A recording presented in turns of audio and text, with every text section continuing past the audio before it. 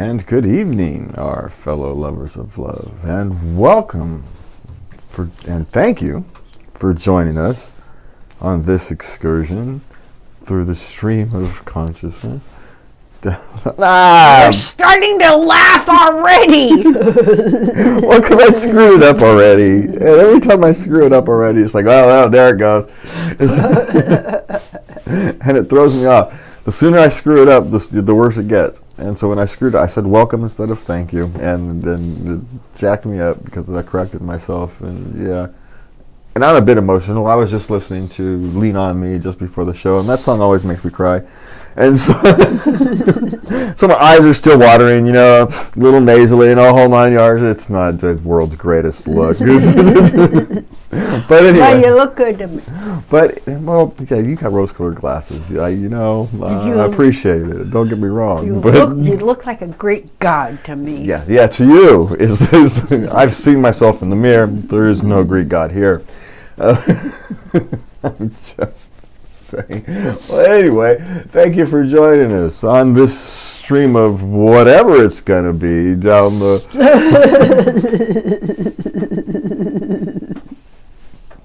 and off towards the Lake of Tranquility. There, we'll just skip it because I drew a blank on what the river was. So, anyway, I'm going to have to write that down. I've been saying that for over a year now. I'm going to have to write that down. Yes, you have. Oh, it's going to be one of those days. Well, hi, everybody. Thank you for joining us. To get us off the top, if you would like to send Lovey questions or comments, and she would love to hear from you. You can yes, do that I would. Dear Lovey. Well, you can also contact me at the email address, but Dear Lovey at love@latenightLove.us. You can go to our website, latenightLove.us, and contact us there. You can find me on Twitter at Jazzrack, and which for some reason isn't on your screen. There you go. And you can find us on your Facebook and other social media platforms. And you can always find us on anchor.fm/Late Night Love. Just search Late Night Love. We are generally the only podcast that shows up. So, I think there's a radio show somewhere in Atlanta, I think, that is called Late Night Love. Oh. I think that's really the only thing. And then there's some books that have that in the title. But in the longer title, so it comes up if you search. But for the most part, it's just us. If you look for us that way. Which is strange. So we do have, as Lovey was just talking about, she's going to feel lost in this episode because it's kind of an eclectic group of topics, and they're kind of just thrown together. I didn't take the time to group them in any coherent order this episode, this show, this week. God, what was that? I feel like my mother or my grandmother when they used to run through the list of names before they got to the one that she was actually wanting to talk to. What was that? That's not discombobulated. Tell me what, I shouldn't be listening to Lean On Me just before the start of the show. I wondered what you were doing. I probably shouldn't. But I like it. It's just an emotional thing. So we got time on the schedule here today, which is an interesting subject. And we've talked about this. Time doesn't actually exist. Yes, whether you said that. Do you think of it as yes, it does. No, it's a man-made object. It's like a hammer or a yardstick. It doesn't exist in nature. It doesn't exist in nature. Yes, it does, because time happens in nature. No, time by itself doesn't exist. It only exists because we measure it. Yes. Okay, I'll concede that. Nothing else that we know of in the universe measures time. Plants don't measure time. They respond to environmental conditions. Animals get habitualized to environmental changes and conditions. They don't mark time. We are the only things that mark time. It's a very useful tool, don't get me wrong. But it's just that, it's a tool. It's like a measuring cup. A cup of water doesn't exist in nature. We use that as a tool to help ourselves. And that's what time is. I mean, if time is elastic, as Einstein would think, the faster you go, the slower time goes. But you have to think about how we measure time. We actually measure time by rate of decay. even an atomic clock is simply measuring the rates of decay of the atoms. A quartz clock measures the vibrations of quartz, which is its decay. You know, the old-fashioned clocks, it's the decay of the weights, it's the decay of the spring, it's the decay of we're measuring rates of decay. And so what happens at speed is rates of decay slow down. And so what you measure, it's not that time slows down, it's how we measure time slows down. It's our tool. Poor Lovey just made the over her head. This job. Yeah, no, it's time does, it's the rate of decay slows down. So, and since we use rate of decay to measure time, we perceive time as slowing down. No. Which is why when you say, if you go off and you get into the speed of light and then you come back, you know, the people where you left, you won't have aged nearly as much as the people you left. You know, you could be gone 5 years, but the people you left will have aged 10 years. Huh. But really, it's not that time has passed differently, it's that you've decayed, and you've grown, decayed at a different rate. Okay. Well, the theory is that velocity is that the faster you go towards the speed of light, the energy is used towards the speed of light, so it can't be used to decay or to grow. And so it's an energy usage thing. Okay. Yeah. Now it's good. This is all completely theoretical, hypothetical, because again, there's only so much we can do, but it's a useful tool. But time by itself is not its own existence. Do you see what I'm saying, my love? I think I do. Yeah. Now, you know, other people will feel differently. But, you know, time travel can exist because remember, it's not just time you have to travel through, it's space. We are traveling through space. So if you're going to travel back in time, you don't have to travel back through time, you have to travel back through space. The Earth is spinning on itself, and it's also rocketing through space. Okay, what about wormholes?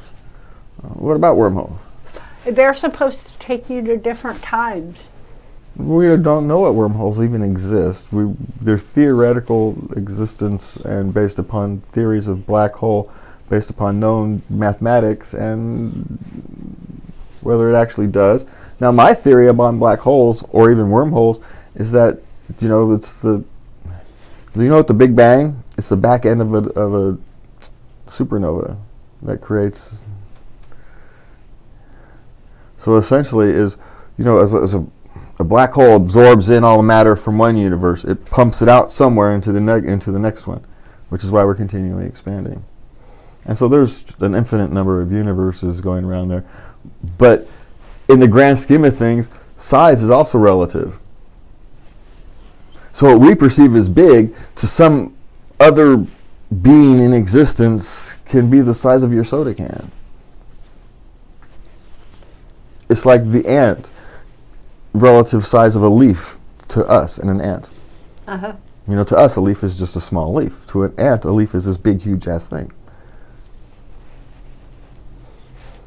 So your perceptions of it. An ant has no perception of the moon.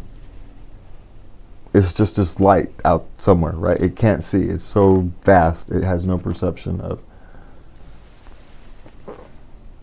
It just can't. It's not possible. Just based upon its size. Anyway. Okay. Time, space, size, it's all of this. It's all relative. That's what Einstein actually got right. It's all relative. Yeah. It's all relative based upon your perceptions, where you're starting from, your perception point, however you wanted to actually describe that. So, anyway. So there was this nice quote, and it came across a philosophy newsletter I come across. Knowing how to be solitary is essential to the art of loving.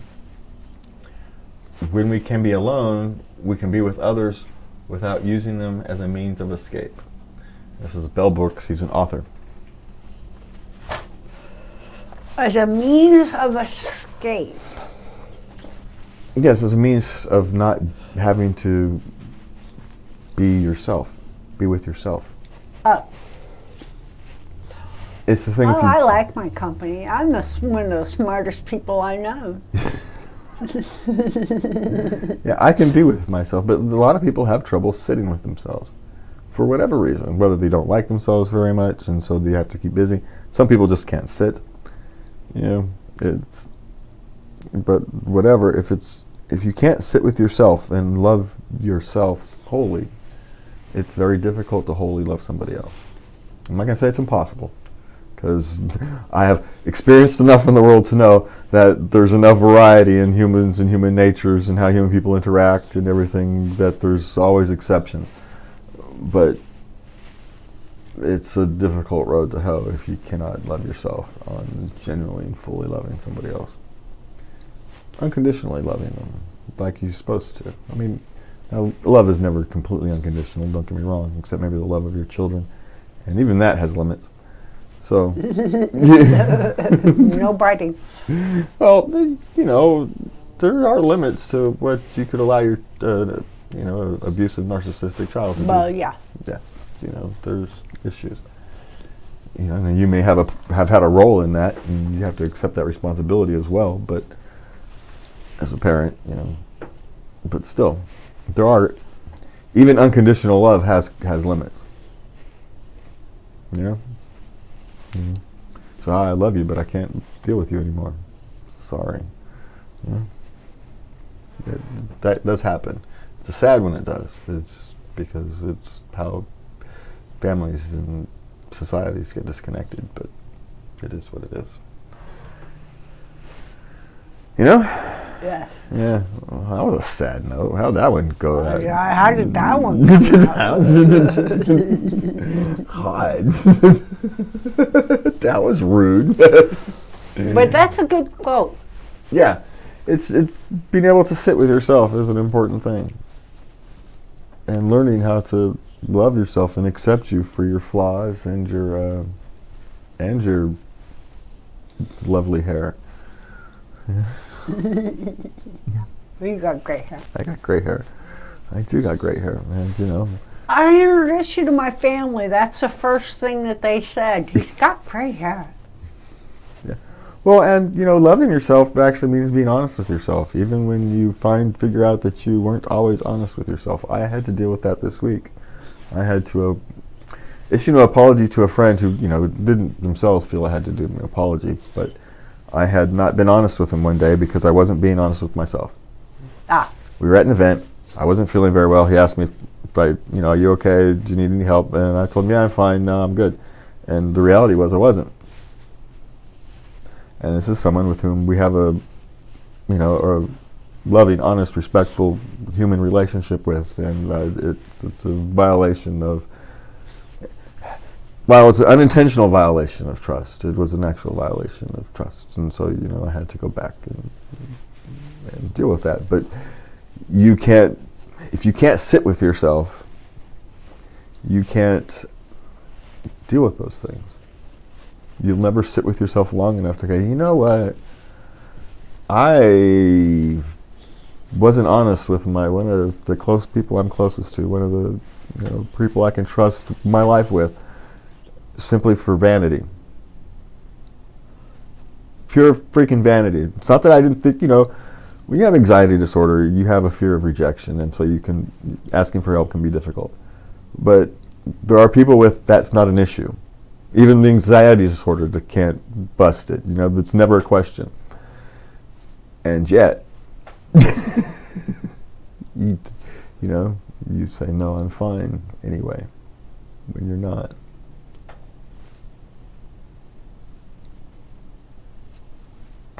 So, how much of a violation is it? Not really, but it is. No one's going to mind. No one's going to care. Someone who loves you and cares about you is going to go, what are you talking about? There's no real need for this. But the reason they can say that is because you do. It's because you have an open, honest, caring relationship. And, but it all starts with actually being able to be honest with yourself and be honest with your own failures, and then figure out how to correct them as best you can. Sometimes you can't correct them. Sometimes there's nothing you can do but go, screwed that one up, and try not to do it better in the future. But, sometimes you can go back and you can correct things. So, anyway, it's been an emotional week for me.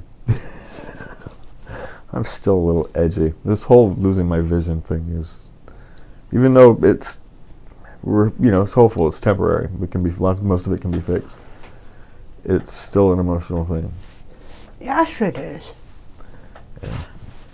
So, I'm kind of on an edgy emotional thing anyway. So, but how do you solve those things? By going cleaning up your messes. That's how you solve them. You solve them by saying you start to go through and you start to clean up your messes. I haven't been my best self the last month. So since I had to put those car keys down, I have not been my best self.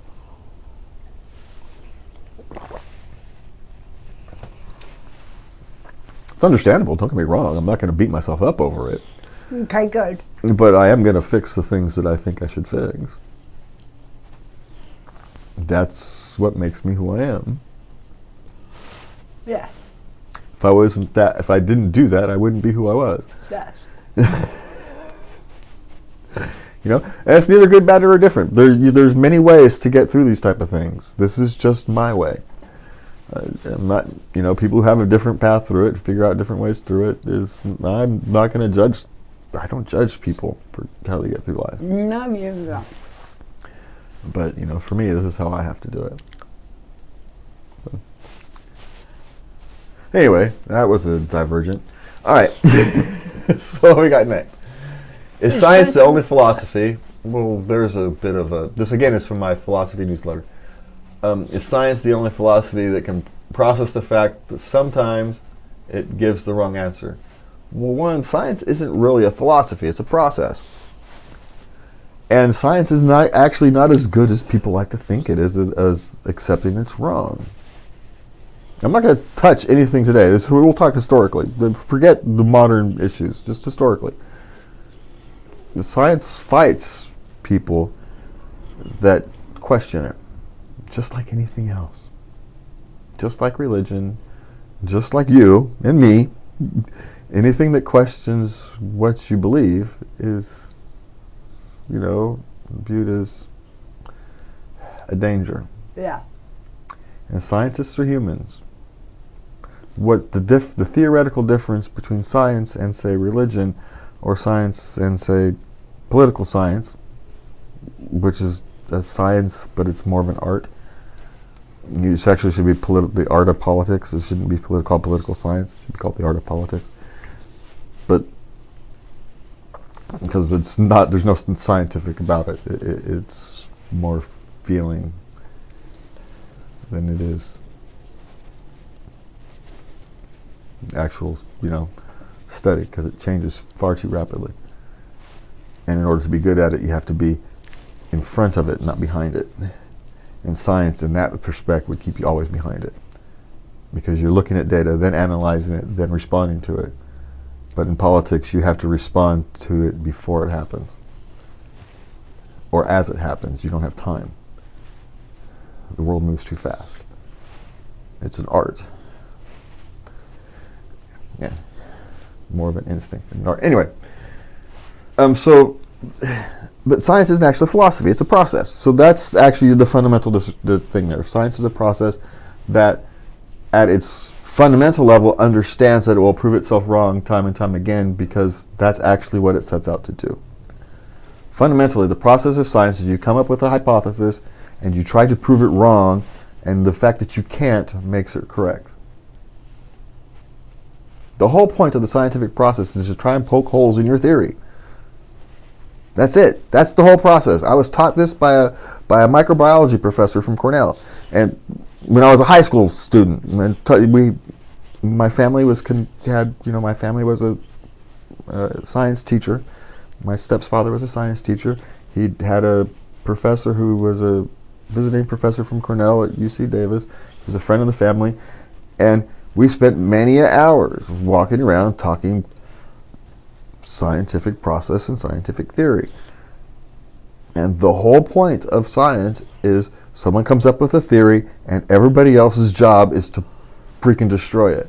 And if it can withstand it, then you know it's something close to truth.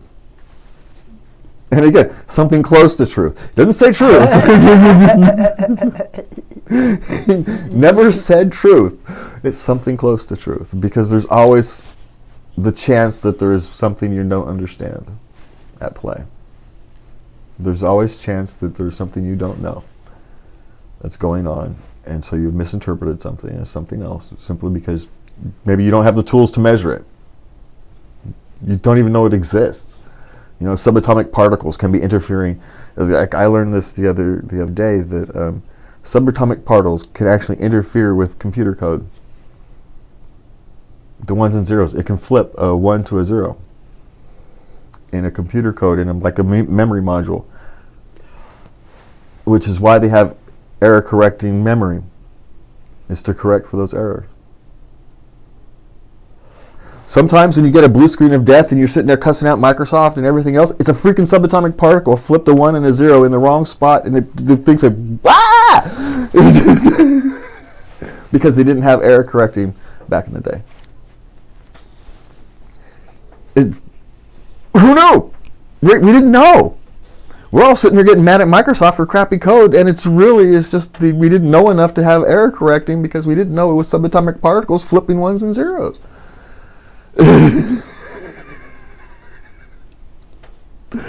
The world is a strange, marvelously complicated place. And, you know, science is just one tool used to try to understand it. Philosophy is a different tool. They sometimes meld. You know, philosophers think, scientists explore the process behind that. And they tell us, no, you're wrong, or, you know, hey, you're on a path that actually is a decent path. They can tell us, you know, they can help correct each other. They can help guide and correct each other. But as we talk about this, there's the next one on the question on the list is science above morals? As something that's claimed to be scientifically proven, is that morally wrong, acceptable? You know, like say eugenics. You know, eugenics is scientific fact that you can genetically engineer human beings, but is it morally acceptable? You can genetically engineer racial traits in and out of society if you so choose. Is that morally acceptable? Science has no morals, one way or the other, good, bad, or indifferent. Science has none. Science just is. What you do with the science is what's moral or not. Just because you can, does that mean you should? Yeah. Just because we can genetically engineer traits in and out of humanity, in and out of our culture, in and out of society, doesn't mean we should. Well, we can do it, but we've decided that was morally unacceptable because too many human biases get in the way of how to make that decision. There's just no way. Human beings are too fallible. We are inherently fallible creatures to be making that decision. No one person among us, no group of people among us have the moral fiber to be making those decisions. I don't. I wouldn't trust myself to make those decisions. Oh, Hagrid's no. As mentioned, I love my mother and think she's a very highly moral person. I wouldn't trust her to make those decisions. There's nobody I would trust to make those decisions.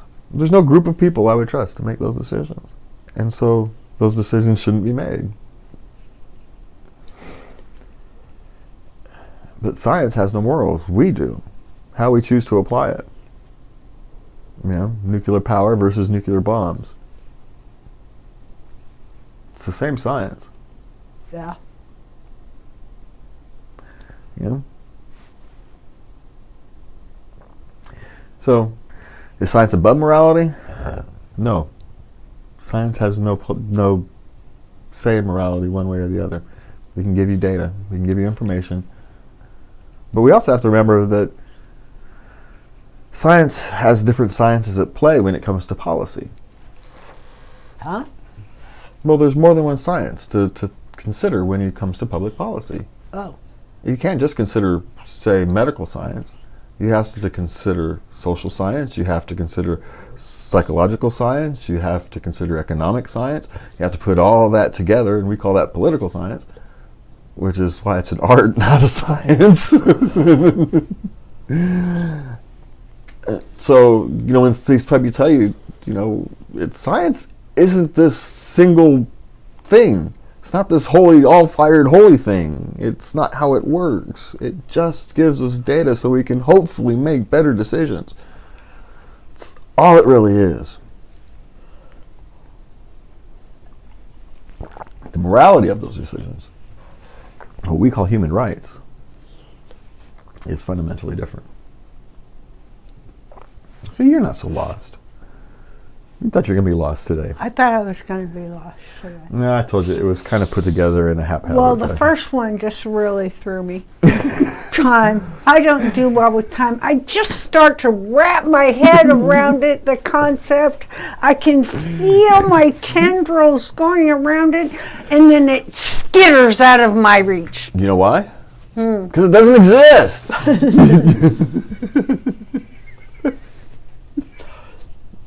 That's why.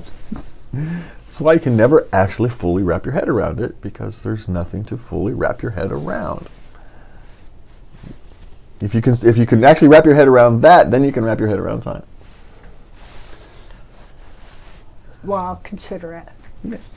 Hey, it's a long thing. It took me a decade of thinking about this stuff, so don't think because you don't have it in 10 minutes. This is not something you contemplate in 10 minutes. It's a long thought process. I had lots of insomniatic nights where I spent lots of time thinking about time. That's where that came from. Laying in bed, staring at the ceiling, thinking about time. All right, so the lubby wants a break, but I'm going to keep talking while she goes run on the break. Okay, I'm going to go on my break. I'll be right back. So let me go here. You want to wait for the ableism in academia until you're back? Yeah, sure. Okay.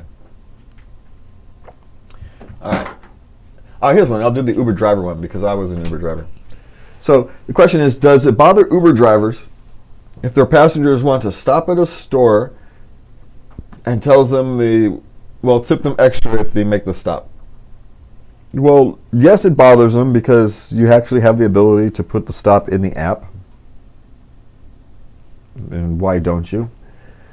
You can do it that way. So the compensation is properly done for and accommodated for in the app. And two, anybody who tells you, I'll tip you later in the app, it's 2/3 of the time they're lying. Or not being honest with themselves, maybe is the better way to phrase that. So it's look, your Uber driver is not an employee. They are their own worker, their own contractor. They work for themselves. Uber, Lyft, DoorDash, these gig companies contract with individuals to complete tasks. They are their own employers. Would you want to be treated that way? They're not an hourly employee. So, when you think about dealing with Uber drivers or any other gig worker, you want to think about yourself. Put yourself in their shoes. Is that how you want to be treated? Now, if you want to slip them a $20 bill and say, hey, wait for me, they'll be happy to do it. But most of them, this, I'll tip you later in the app thing is just never really happened. So I don't want to say never because that's being overly, but experience tells them that it's not likely to happen. So we are going to create our break for our sponsor, and we'll be right back. And we welcome Lovey back from her break, and we welcome you back from joining us, and you can remind you that you can contact Lovey at dearlovey@latenightLove.us. You can find us at latenightLove.us, and you can find me, where is it, on Twitter at jazzrack.us. You can find us at Late Night Love. I think it's The Late Night Love on Facebook and Late Night Love on your other social media platforms and podcast platforms. Yes. Yes. Yeah. Your favorite podcasting platform. All right. So off we go into the Wild Blue second half of the show. I am in a strange mood today. Okay. Excuse me.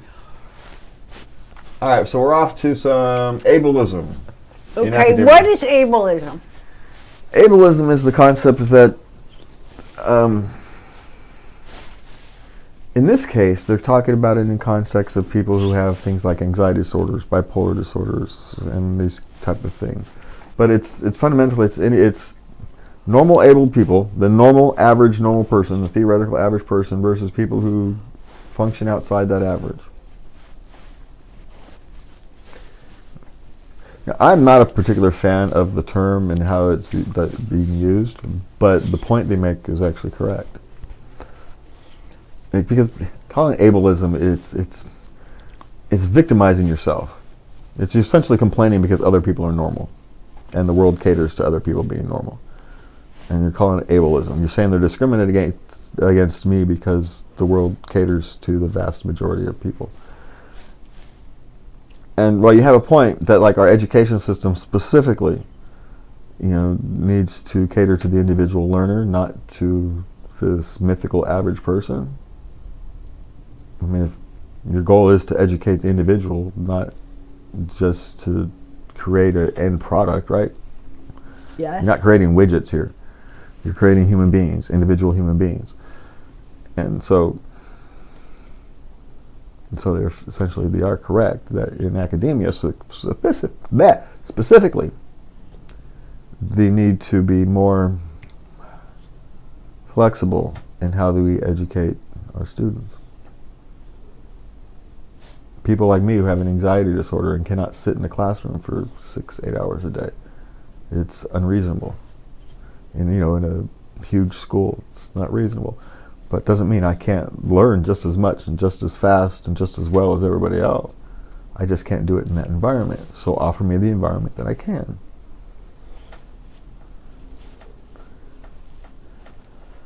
Because the school environment is nothing like the environment in the rest of the world.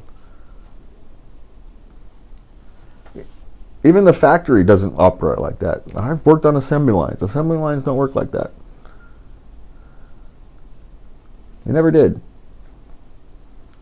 I mean, but if you think about it, if you think about our schools, and you think about, say, Henry Ford's factory lines, theoretically they operate fairly similar.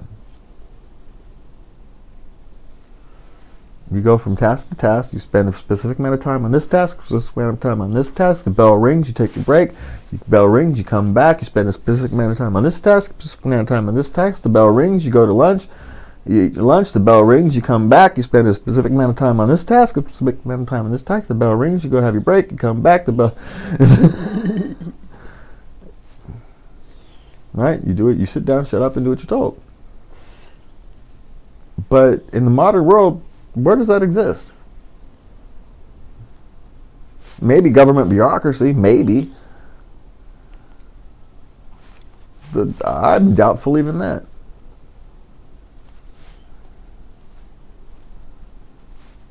It just doesn't exist in the real world. The 9-to-5 world doesn't exist anymore. It's a 24-hour world now. And yet we're still preparing our kids for the 20th century. And we're failing those who fit outside the theoretical average, which, quite frankly, is all of them. There is no such thing as an average child. It doesn't exist. We were talking about this yesterday. all of my children, despite being raised in the same freaking household, are all insanely unique individuals. All of them.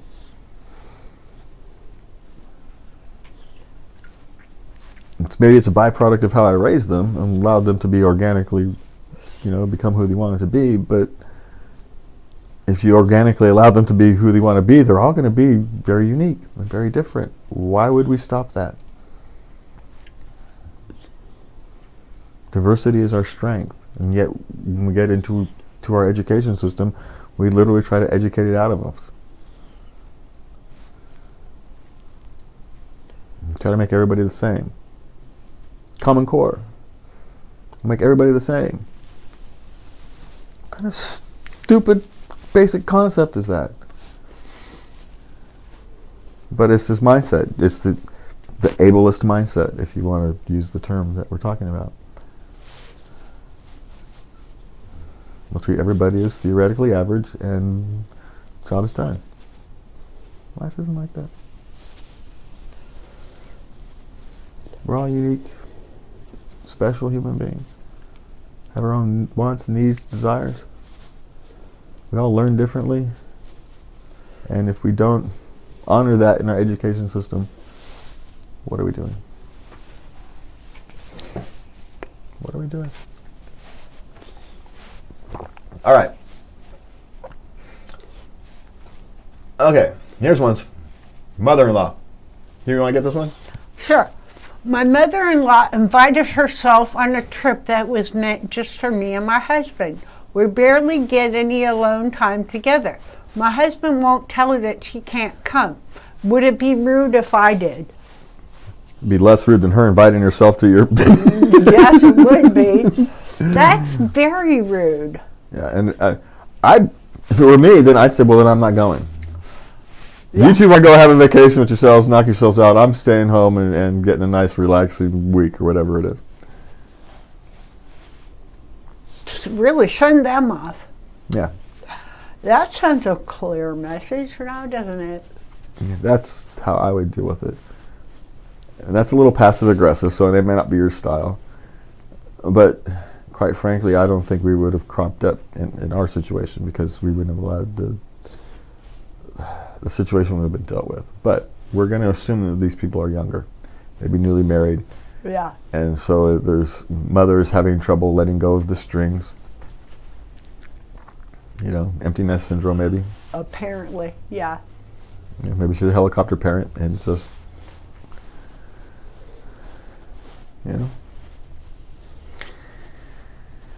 But, that's a hard thing to do, because you don't want to... Because if you go to the mother yourself, you are essentially putting your husband in a place that he already is signaling he doesn't want to be in. He doesn't want to have to choose. So don't make him choose. Make her choose. So say, no, then I'm staying home.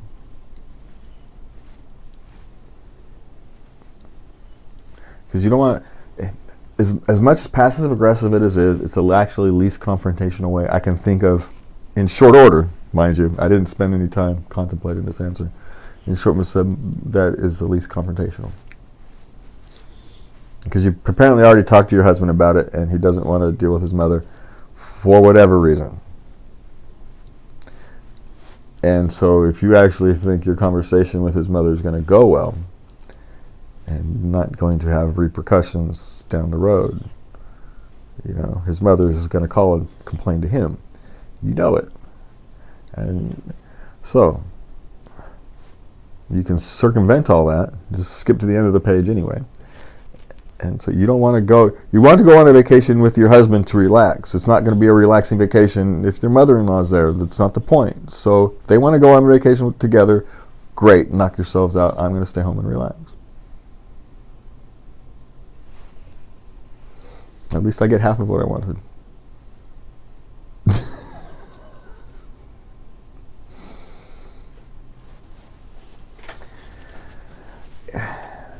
But the sad reality is, this is, it's far down the road. You're probably going to need some marriage counseling at some point here, where you can start to deal with these communication issues you're clearly having.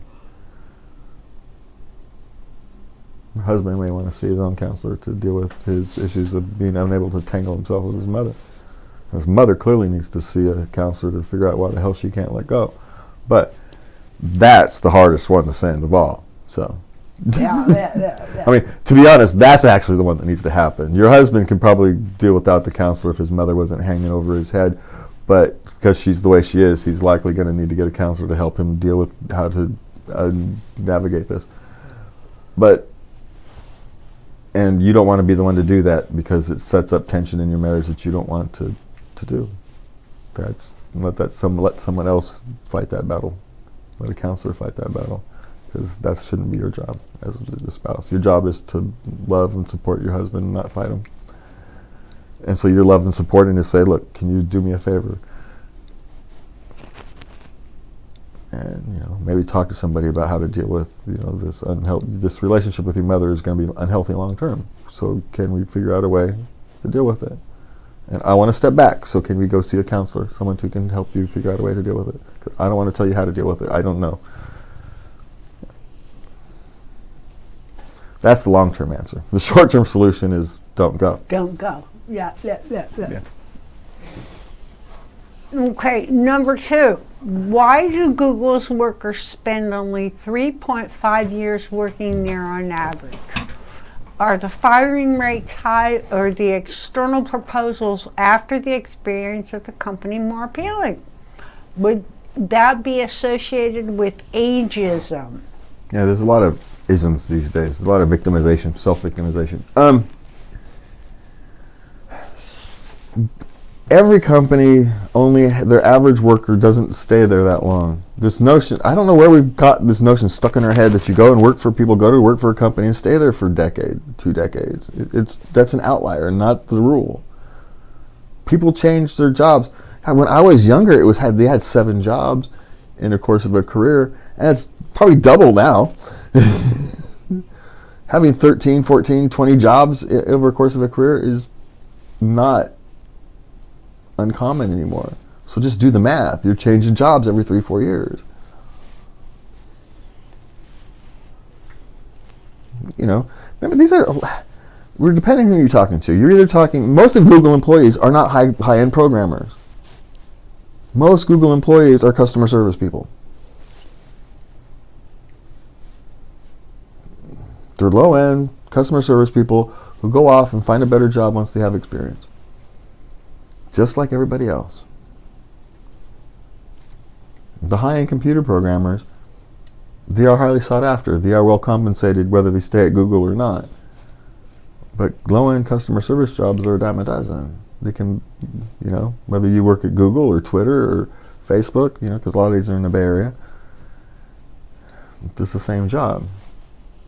Why are you going to stay? You're going to hop. You're going to go. And a lot of these people have degrees. They just don't have experience. So once they gain experience, they go then they go off and get a job in their actual degree field instead of customer service. But they needed to prove they could show up, to work every day before someone's going to hire them to do those tasks. That's what you don't get when you go to college. Is you don't get the proof that you can show up for work every day.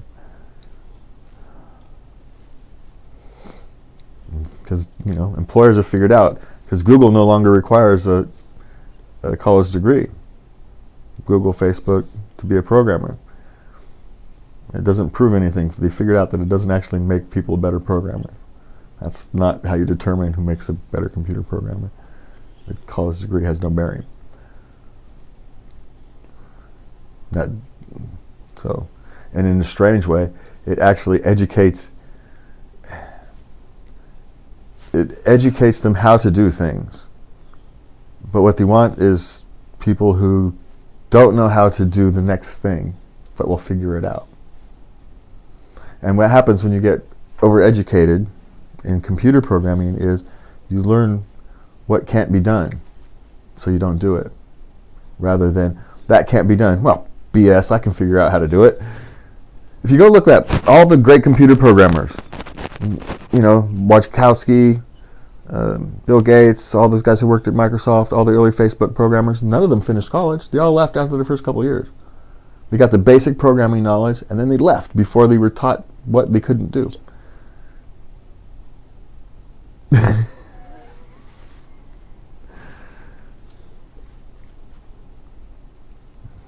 Just saying. You know, the overeducation is also a problem. That's the trick. That's the trick. Because if you don't believe you can do something, if someone tells you, if you've been educated that you can't do that, you're never going to try it. And what's the one thing that we've learned? If we try things, we accomplish most of it. Humans are a very resourceful freaking animal. You know, we just are. We've gone from hunting with sticks to, you know, landing on the moon and sending robots to other planets. And over a relatively short period of time, when you actually think about the exponential growth, we spent a lot of time playing with sticks and fire, and then once we learned writing, basic writing skills, exploded. Human advancement exploded. Exponential advancement. It's amazing. Okay. Okay. How can I avoid the freshman 15? The freshman 15. It's the 15 pounds you gain your freshman year of college. But first, you have to understand, is part of that is you're getting older. You're still growing. You're actually this thing we call filling out. Yeah. Yeah. Some of that is simply you just filling out. Now, some of that is you've become lazy and you spent too much time sitting in your dorm room or drinking too much beer and too much pizza and all that kind of stuff, and rather than maintaining the diet that your parents forced you to eat. It's you know, there is some of that. Mind your P's and Q's. The easiest thing to do is just mind your P's and Q's with your food, right? Calories in, calories out. It's the most basic calculation, especially when you're young. That's the easy calculation. The other stuff really doesn't make a damn bit of difference. Calories in, calories out when you're young. If you consume twice as many calories as you burn, you're gonna get fat. If you consume roughly the same amount of calories that you burn, you're gonna stay roughly the same way. It's just the way it works. You know, but you're gaining muscle mass from that 19, 20, 21 years old. You're gaining muscle mass. Muscle weighs heavier than fat. And so you can actually be the same size and be heavier because you've put on some muscle. So be very careful about how you judge that freshman 15. Be honest with yourself. Look in the mirror and you can, well, that's freaking, look, I look in the mirror, I'm honest with myself, there's a fat right there. You know, it's a bunch of fat right there in the stomach. It's not, you know, I'm not a fat, obese person. I'm 6 feet, 189 pounds. So I'm not, but, you know, there's a spot. I have no trouble admitting Well, it. you're 50. Yeah, I'm 50, and I wasn't always 189 pounds, right? I get up to 220 on just the heaviest I get. And so... I don't see it. Yeah, well, you know, again, you and me, rose-colored glasses for each other, we've gone over this one a million times.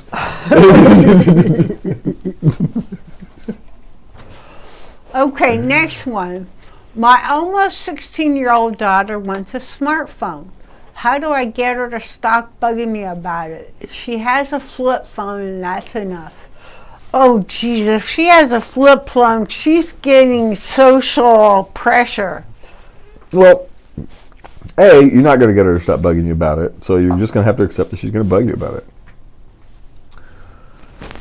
If you just want her to have a flip phone, because you don't want her to have all the access to all the apps and the Facebook app and the Snapchat app and, you know, all that kind of stuff, that's fine.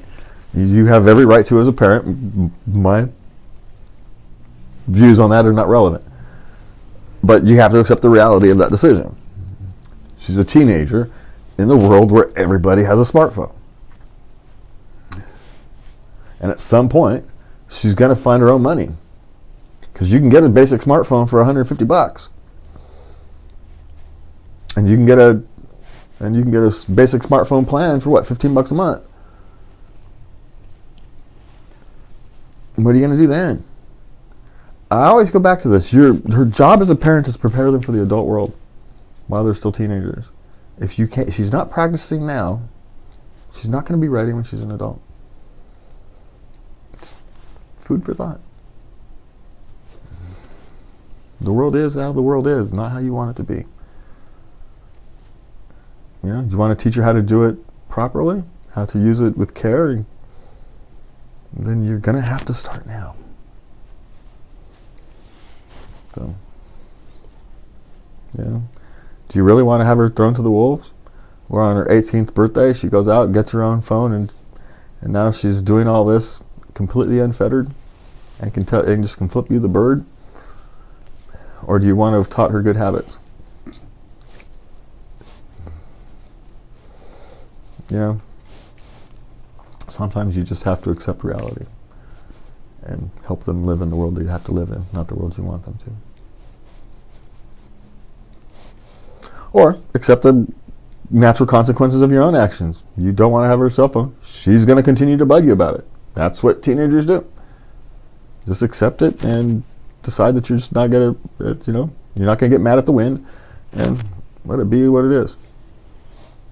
Because getting mad at her over it's going to be like getting mad at the wind. It's just pointless. You know, you're just going to create stress, and so just to de-escalate would be my suggestion. Yeah. Okay, very good.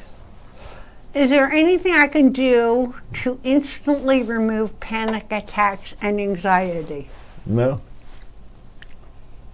I'm sorry. I'm lifelong with anxiety disorder, and the sad truth is no. You cannot instantly remove. What you can do is become stronger in the face of them.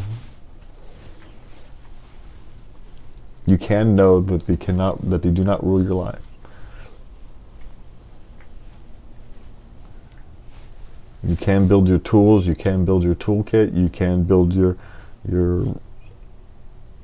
can prepare yourself. You can do all these things, but you cannot control them. You can become stronger in the face of them, and then they have less power over you. And then you become stronger in the face of them, and then they have less power over you, and it becomes exponential. But the first thing is accepting that there's nothing you can fundamentally do to prevent them. You can't. It's inherent. It's part of you. It's part of who you are. Good, bad, or indifferent. There are good things that anxiety, if you want to actually start to become friends with your anxiety disorders and your panic attacks, figure out the good things it gives you. Because they do. They give you good things. You have marvelous sense of awareness. Guarantee it. You're hyper aware of your surroundings. It's a gift. Comes with a cost. And so you have to learn how to, manage that cost. But it's a wonderful gift. It's a wonderful gift. Becomes friends with it. And it controls you less. Me and my anxiety are now buddies. Still pisses me off on occasion, but we're just buddies. It doesn't always behave the way I would like him to, but, your friends don't always behave the way you would like them to, but you love them anyway. I mean, it's a strange concept and a strange mindset to wrap your head around, but for me, it made the world of a difference in dealing with it. So, in a sense, accepting that there is nothing you can do helps you get through them. Because then you accept that you have no choice but to get through it. And so how do you do that? That's the question you want to start asking yourself. Okay, so what do we got? That's it. No, we got these. The power of aiming for progress, not perfection, in a life with chronic illness. Oh. We have these. I missed that one. We have the articles. We've got a couple articles up on there. And you got the how to navigate a relationship when you both have depression. So we got 2 articles we want to talk about. And we've got only 5 minutes. So let's do this power of aiming for progress. Yeah. Because that's not even chronic illness. Whether it's me dealing with my eyes, or me dealing with my anxiety disorder, or you dealing with your bipolar disorder, perfection is an illusion. Oh, there's no such thing. And so, when you're sitting there aiming for perfection, what are you actually aiming for? You're not aiming at anything. Literally, you think you're aiming at something, but you're not. So you're never going to hit it. It's not possible. You're literally setting yourself up for failure. And so you don't want to do that. And you're going to have days where, today is worse than yesterday. So when you have to judge yourself, you have to judge yourself over a longer period of time. You can't judge yourself on a necessarily daily basis. Now, when you're at your lowest point, judging yourself on a daily basis is the only thing you can do, right? Because I'm at the bottom of a bottomless pit. Well, the only thing you can do at that stage is to go up. Go up. Yeah. And that's just a day-to-day slog, sometimes an hour-by-hour slog. Right, we know it when you get in the pit of depression and the pit of you're stuck in the pit of despair, and you've got, and literally putting one foot in front of the other is all you can do. Then you know what?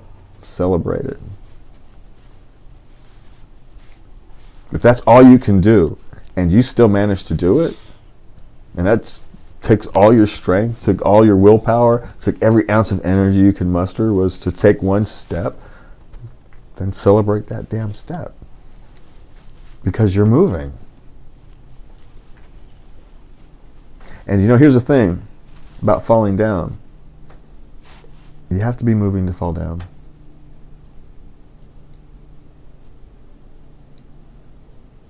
You have to be doing something to fall down.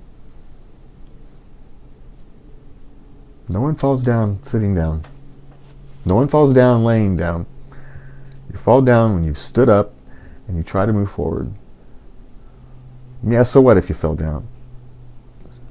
Get back up. Slowly if you have to. Get help if you have to. We talked about it, Because what else are you going to do? I know it's very inviting to want to lay into your blankets, cover your head in the pillows, and let the world pass you by. But then all the beautiful things in the world pass you by. And you literally create the world that you're afraid of. You become the very thing that you don't want to be. It's that desire for daily progress, for weekly progress, for yearly progress. Am I a better human being than I was a year ago? Yes. Sweet! Winner!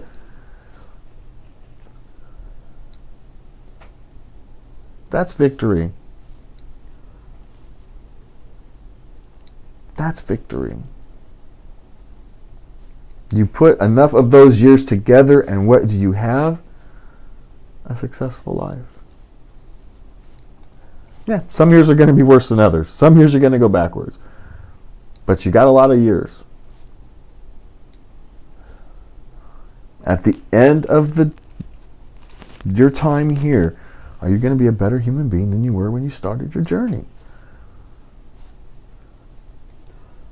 That only happens if you try to move forward.